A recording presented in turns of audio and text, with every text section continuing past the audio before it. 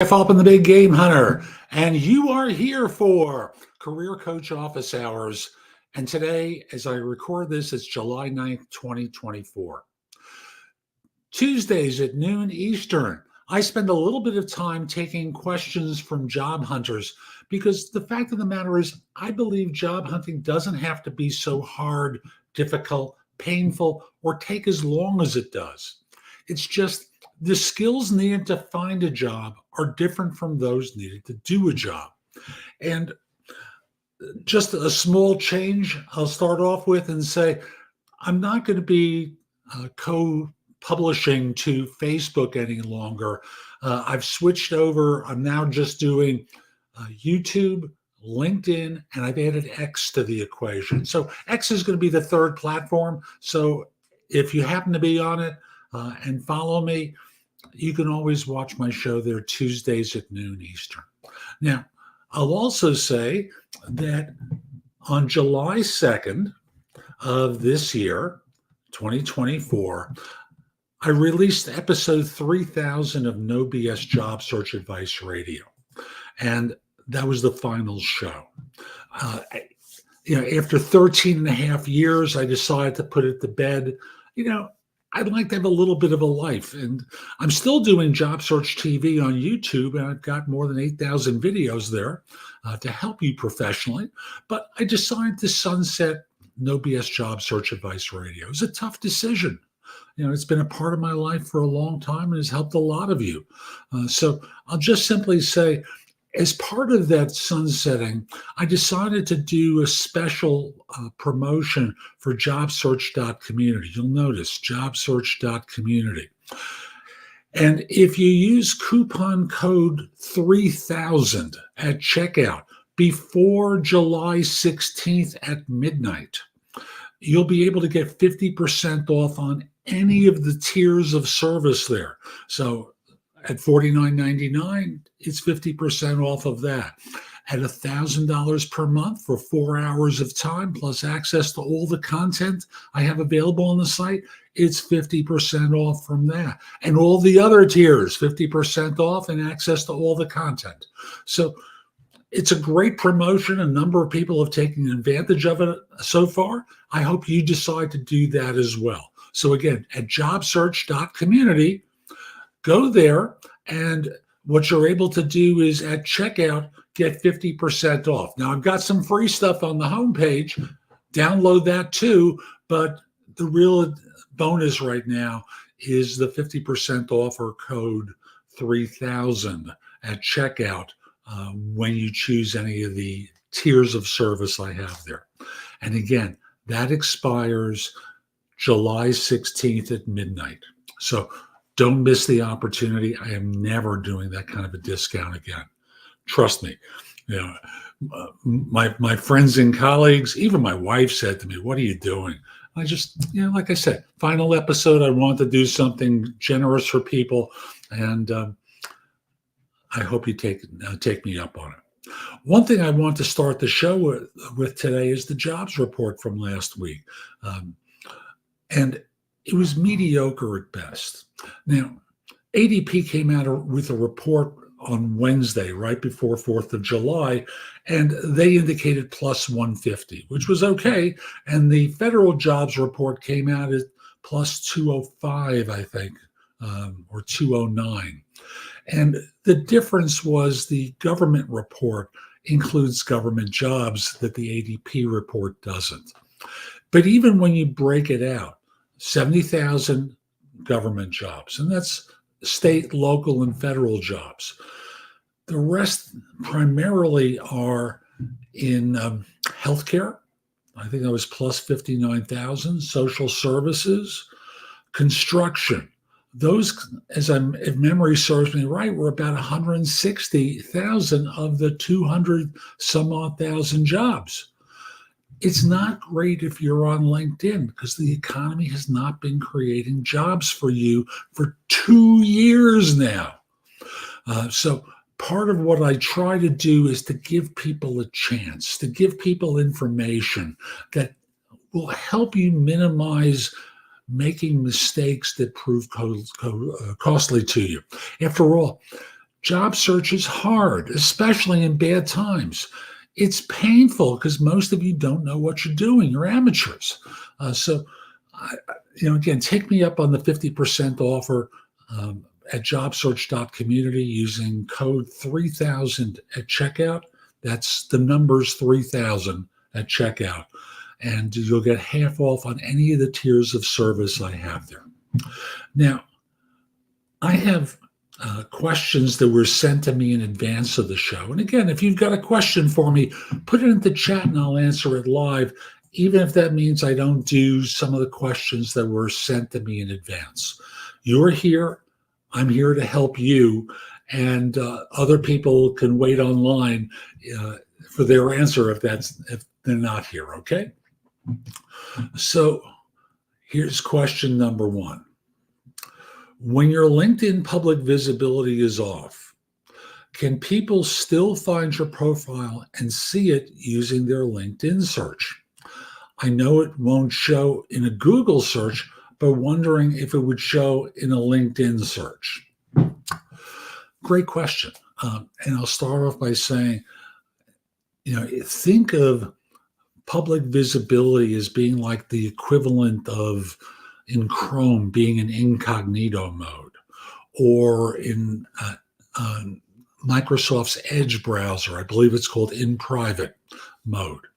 And thus, you're not seen in terms of who's looking at your profile.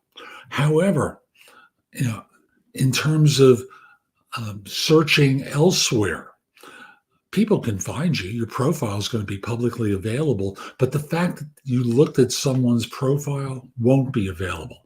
So I hope that answers your question. Like I said, it's like incognito mode or in private mode, where if you're looking at someone's profile, they won't know. And you can still look at the profile and others can discover you or search for you and find you using typical LinkedIn search. Okay. And by the way, let me just add on that one of the things that they'll be able to see is, like if they were looking at someone who works at Facebook, for the sake of argument, they might see talent acquisition specialist at Facebook. They'd see some generic title or descriptor of you to have a sense of what your background is, but not who you are. Okay. Next question I received. Is it a red flag if a hiring manager asks for an interview on the same day that I applied? They can't win. If they wait 2 days, you're frustrated that they took too long. If they respond on the same day, you're worried that it's a red flag. No, you got lucky. They had a few minutes, and what happened was they wound up being in a situation where they took a look at your resume, decide, hey, she or he has a good background. Let me get in touch with them and see if they're available for an interview. That's all it means. They took the time to do what you really wanted them to do, which is to look at your profile and see whether or not your background fit what they were looking for. And you treat it like it's a problem. So I'll just simply say, don't. It's a situation where you got fortunate. Enjoy it. Really enjoy it. Okay. Next question I received. How can a job seeker obtain a job for which they are overqualified? How can you convince the employer that you will accept low pay and stick with the organization for the long haul? This is a classic question about concern for ageism. And it also carries the template of, you're more senior than the job. So overqualified may not really describe you. You may have been previously qualified and aren't any longer because you've been, for example, a director and they want to hire a manager, or a manager and they want to hire a staff position. Their big worry is that you're going to want more money than they're willing to pay. That's the fact of it. So the idea very simply is, what can you do? The first thing is with your resume. Write a resume that demonstrates you're fit for the role, not for your old role. Focus on the things that would demonstrate you being qualified, not the things that you've also done that would cause them to question whether or not you were. Okay, that's number one. Number two is you walk in for the interview and they see you're an experienced woman or man. And, what do? In interviewing, what it all comes down to is, do they trust you? Do they believe in you? Do they have belief about you?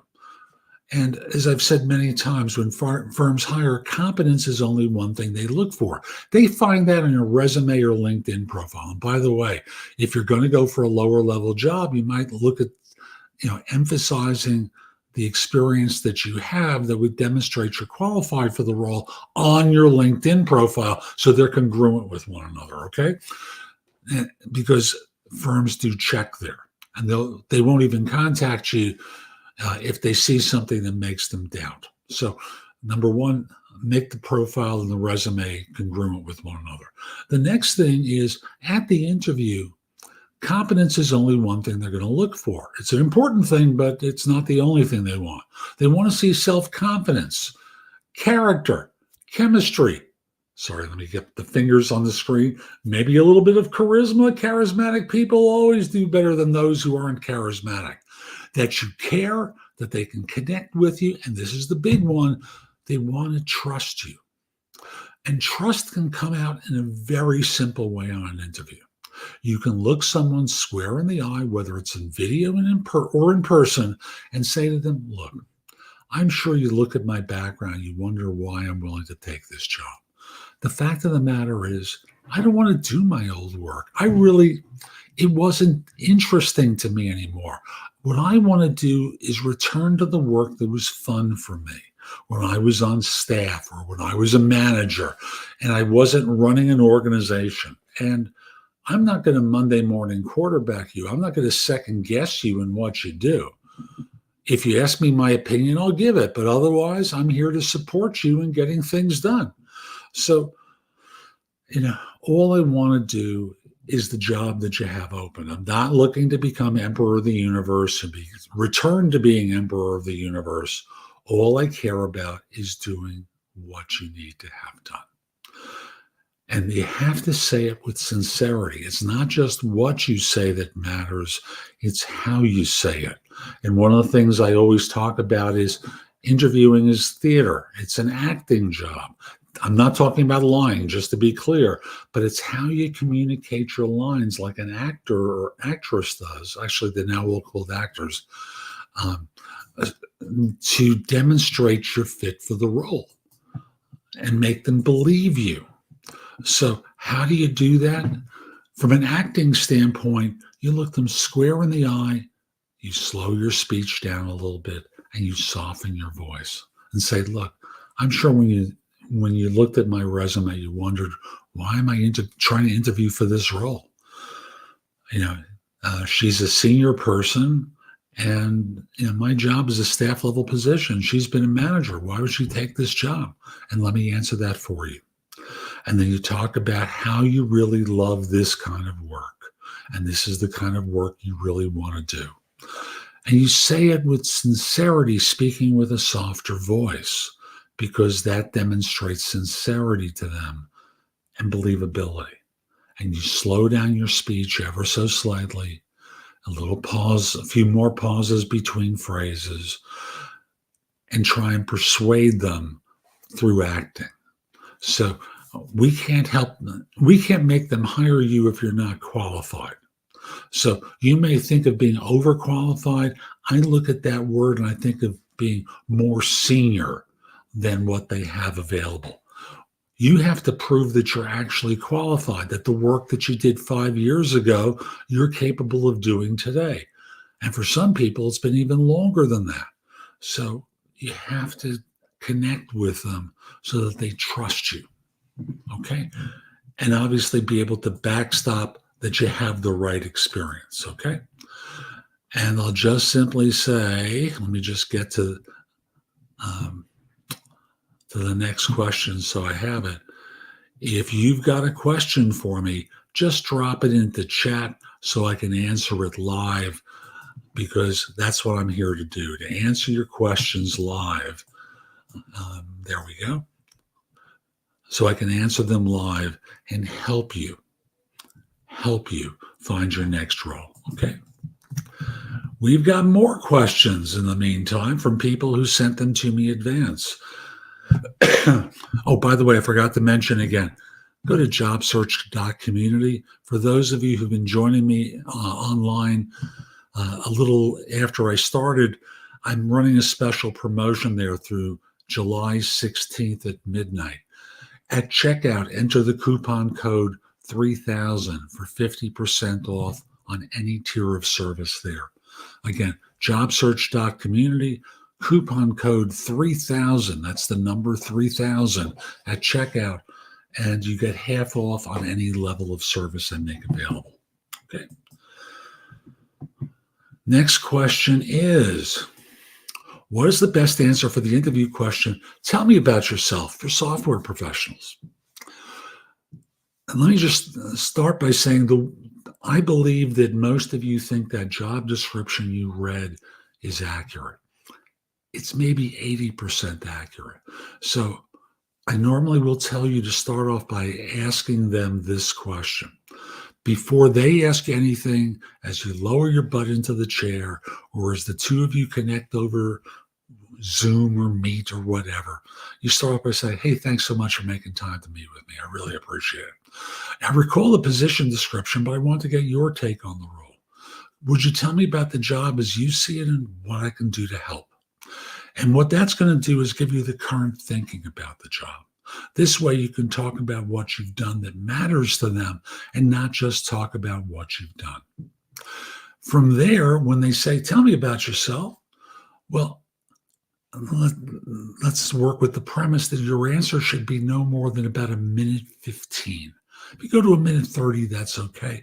But keep it concise and to the point so that this way, well, here's how you answer it. I've been in the field now for however long it's been. For the last 2 years, I've been working for so-and-so, where I've done this and that and this and that. Before that, I worked for such and such organization as a business analyst, for example, where I did such and such.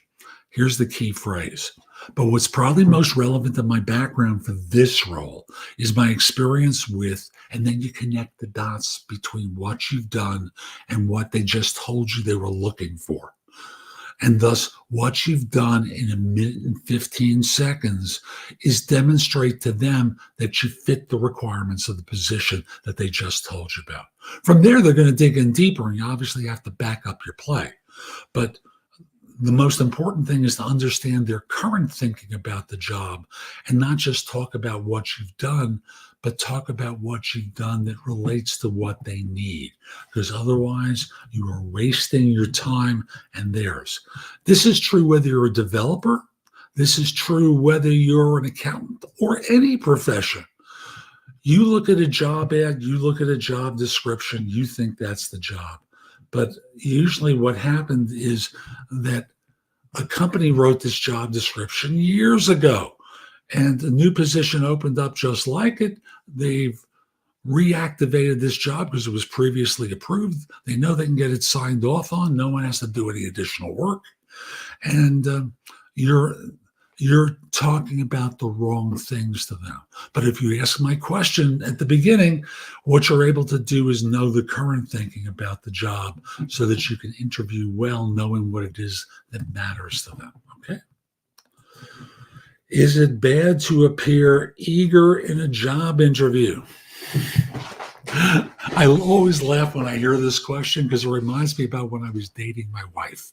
Because job search and interviewing are very much like dating. We went on 3 first dates. I'm an acute listener. I've been trained to do that. And I listen intently to what's said and what's not said. And she found that uncomfortable. After our first date, she didn't respond. We had a second date a few months later, no response after that. And, eventually I teased her into calling me back after leaving a message for her, and we went on our third first date. And it was going very well from my standpoint, but I was curious, and I asked her, I just want to know, was this going to be one of those one night wonders we tend to do, or were you actually interested in going out? And she said, I was actually interested in going out with you. Great. So in my case with her, appearing too eager was not desirable. In job search, the word eager is replaced by the word desperate. Employers don't like to hire desperate people. Yeah, it seems uncool to them, and thus they get turned off. So it's not ideal, but on the other hand, you don't want to seem indifferent to what they have. You want to present yourself with confidence and conviction, speaking with certainty that comes with your knowledge and expertise. Without, if you come across as eager, they hear it as, please give me the job. I really want the job. Give me the job. And they don't like that. So eager is desperate. They don't want that. Interested, they like. Okay? Interested, they're going to like about you. And you should always be interested and communicate interest in your particular way. It could be sitting forward in the chair, sitting back casually in the chair with your leg crossed over. Whatever it is, listening to them, looking them square in the eye. If you're on camera, you want to make sure you're looking at them as you're speaking, looking at them on camera. And my configuration, the aperture is up on top in the center. And I always look like, and I never look at it. I'm actually looking at the screen now to make sure that I'm making eye contact. If you're on Zoom in speaker mode, you can tell pretty quickly whether you're making eye contact. Make eye contact. That's going to make a difference to them, okay? Again, JobSearch.Community. Enter coupon code 3000 before July 16th, 2024 at midnight, so that this way you get 50% off on any level of service I offer there. Again, that is JobSearch.Community, half off on any level of service I have available.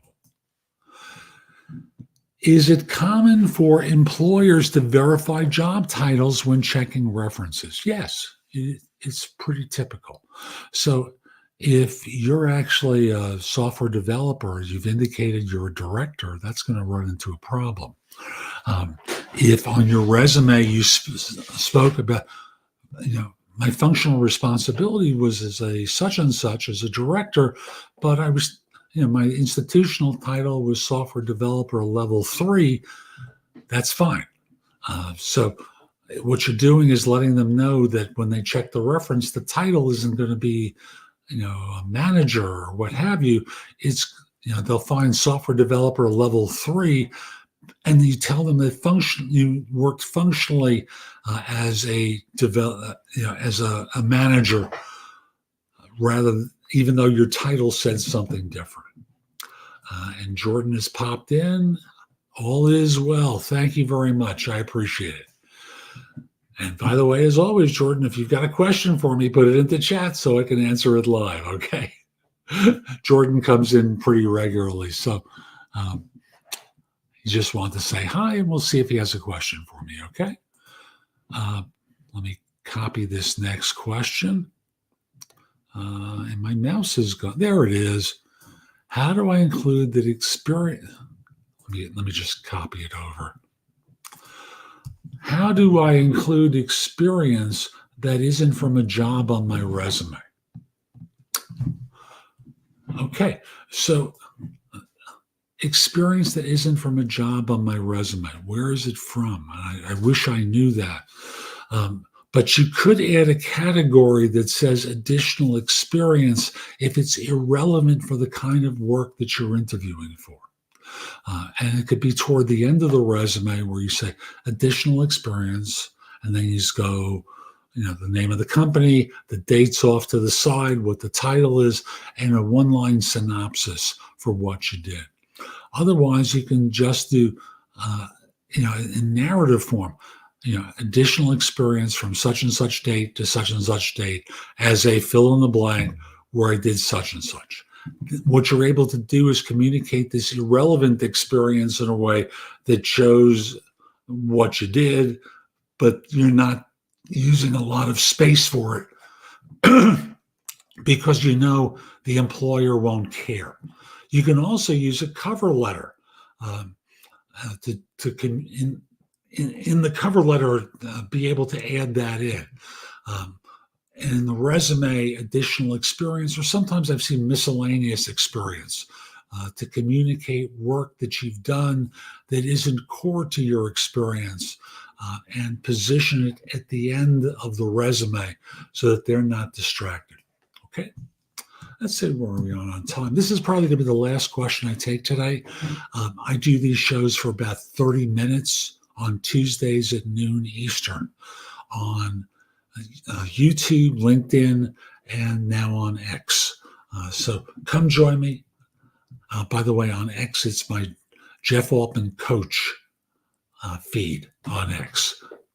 So here we go. Is it recommended to include previous internships on LinkedIn profiles? If you're a 45-year-old manager, director, SVP, who cares what your internships were, unless you happen to be working for a Nobel laureate or some other glamorous figure who winds up having a public reputation. Otherwise, if you're like a 3-year person, I would include it because it's part of your experience, and there won't be so much there that they'll be distracted by it. They'll wonder what internships you had in school. But if you're an older adult, a middle-aged adult, someone who we categorized as a millennial, from a demographic standpoint, you've run out of a need to show that because you have enough experiences from when you were less experienced in order to be able to do this. So I hope that guides you through the answer because there's no one size fits all for this. Okay. Matter of fact, I think I can sneak in one more because that was a fairly short answer. So this is someone who's at a demographic different area than that last person.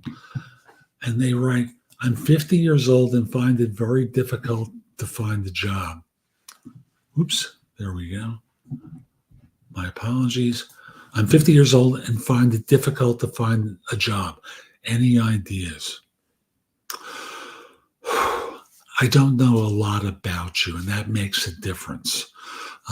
And thus, I could talk about networking more. I could talk about becoming more visible, rewriting your resume and LinkedIn profile that demonstrate more fits for more roles that you're applying for. After all, I don't know if you're getting interviews or not. I would say one thing you can do at JobSearch.Community, I've got a free ebook on the homepage called Diagnosing Your Job Search Problems. That'll give you some ideas about what you can do differently in order to I've gotten a couple of additional questions here. Good. So it'll give you some ideas about what you can be doing differently in order to demonstrate a fit for the role and get more interviews. Okay. Sandeep asks, what's a good number of pages on a resume? I normally will tell you.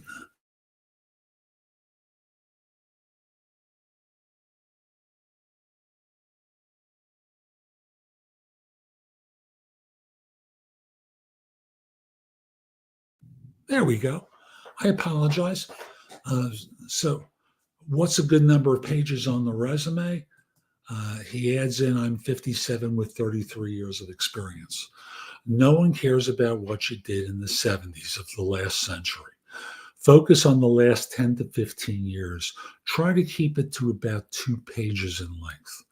And remember, the more experience that you showed, you're going to be showing things that don't matter to people. So why are you going to call attention to it? Thank you, Sandeep. I know you tried to help me. I made a mistake. It's one of the issues with my microphone. I plug it into my laptop, and every once in a while, my hand will rub up against it and may disconnect it. So generally, I'll say 2 pages is enough. With most of the core information within 1 page down on page 1. So someone opens up a resume file. It's lost again. No. Am I back on, Sandeep? I should be. It's showing that I'm on. And okay, thank you. Within 1 page down on your resume is where it should show up. All the important information, because they're not going to look at it on page 2. They want to see it within 1 page down. Otherwise, it's invisible to them. They don't print things out to look at them. They want to see it pretty quickly. So when all is said and done, get it in front of them as fast as possible, because no one reads resumes. They read something on a screen in front of them. Even the applicant tracking system wants to see it earlier in the document. I interviewed someone from my YouTube channel and podcast a while ago who developed software for applicant tracking systems. And he stated very clearly and confirmed my statement, all these systems are pattern recognition software. They want to see a pattern of experience, and one of the variables they work with is earlier in the document rather than later. So you have to demonstrate your fit sooner rather than later in order to demonstrate your fit. Jordan asks, is it good to use the term I as little as possible in a cover letter? It's not so simple. Your resume should be third person. Your LinkedIn profile, first person. Your cover letter might start off by saying, I'm forwarding my resume to you, or I'm uploading my resume to you for the position of such and such. I want to show you how my background matches up for the role. And then flush left, you put the skill or the requirement or the functionality that they mentioned there, and flush right how long and how recently you have done that work.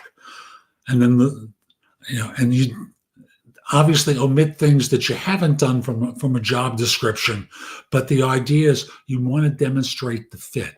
And if you're going to be uploading this, make the cover letter page 1 of your resume, because what that does is includes all the keywords from your resume and from the job description into your resume. And thus the system's like that. And then you're going to repeat it in the real resume that starts on page 2. So I is fine, but the real thing is about the skills that you demonstrate in the cover letter. And like I said, in the third paragraph would be something like, if I haven't heard from you in 2 days, I'll follow up with a quick email or phone call to see if you might be interested in meeting. And he continues by saying, as to making more about the recipient. Yes, it's always about what they need, what they've determined they want to fill this position, than about you. Because otherwise, you're talking about a bunch of stuff that they don't care about. Always, you've seen a job ad or you're referred by someone, connect the dots so that it's easy for them. Because that's, as someone who did recruiting for as long as I did, and I would debrief clients after interviews, they were always frustrated that, people didn't make it seem as though their background didn't fit the job, either in the resume, or if it did in the resume, in the interview, because they just start talking about themselves and what they've done, and they didn't think in terms of what do they need to have done? How does my background fit with what they want? If you follow my model for that opening question, which is in my video course, The Ultimate Job Interview Framework, which is available at JobSearch.Community in any of the paid tiers, or you can order it as a separate video course at thebiggamehunter.us. But I charge the same as the low-level tier, and you're only getting one course at thebiggamehunter.us, but at JobSearch.Community, you get all of them available to you there.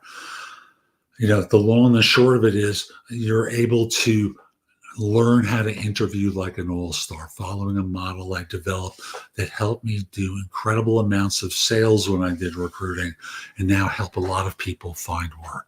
So you're very welcome, Jordan. I'm glad you found this helpful.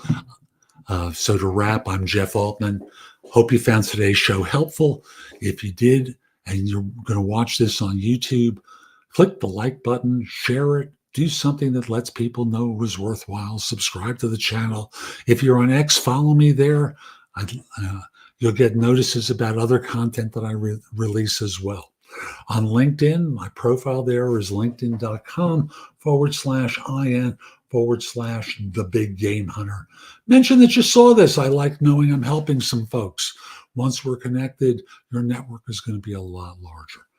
For the last time today, I'm going to remind you, and this, you won't hear this on next week's show because the offer will be done by then.